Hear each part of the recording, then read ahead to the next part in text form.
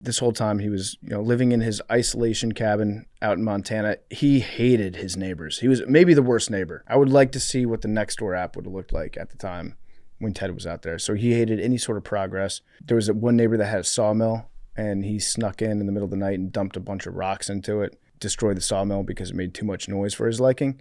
There was one that he hated motorcycles, by the way. To him, motorcycles were like number one bad thing about society, is people driving motorcycles. He had a neighbor who owned a motorcycle, drove it by his cabin one time, and Ted was like, fuck this guy. So he found out when the motorcyclist was going to be gone. He broke into his house and took a shit in his bathtub and left.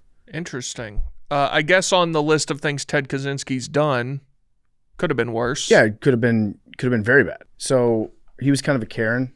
He was like, your motorcycle's too loud. Instead of calling the cops, I'm going to take a shit in your house.